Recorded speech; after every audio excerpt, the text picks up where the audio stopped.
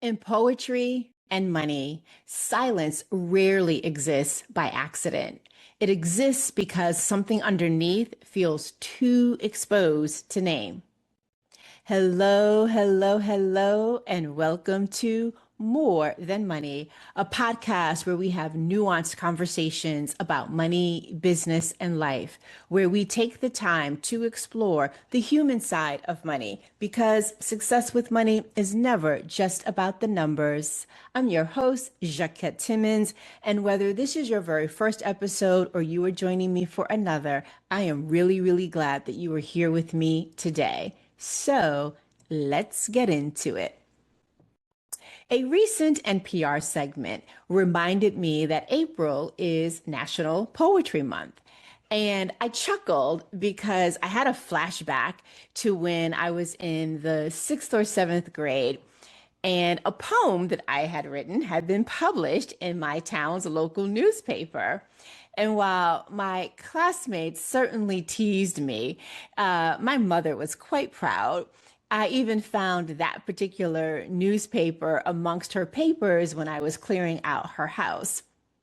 And as a preteen, I had a very simplistic view of poetry. I thought, well, what made a poem good was that the words rhymed.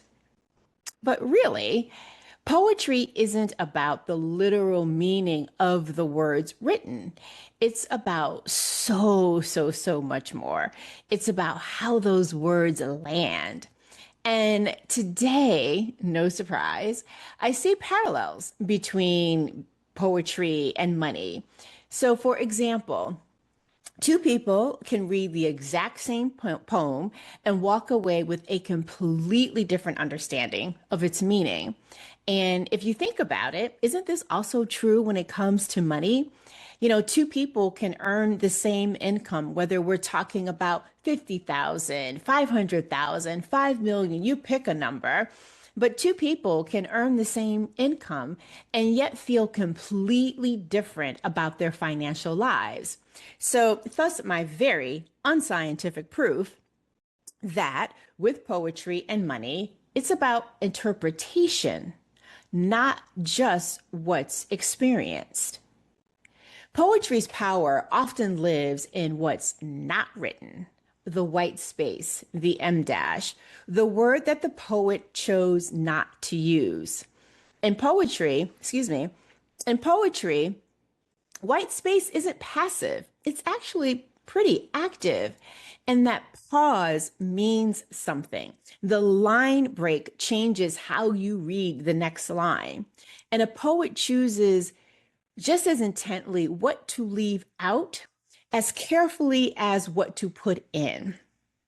And your financial life works the same way, even when it's unintentional. So the expenses that you don't track, the budget that you started but didn't finish, the retirement account from a previous employer that you still haven't rolled over into your, current IRA, the money conversation that you need to have with a loved one or a client or an employer, the money story that you have yet to examine. These are examples of silent choices that are not neutral. They are making decisions for you, whether you realize it or not. And this is something worth sitting with, along with a few more questions like, what's the financial white space in your life right now? What are you leaving on the page? Because here's the thing about silence, whether we're talking about in poetry or in money, it rarely exists by accident.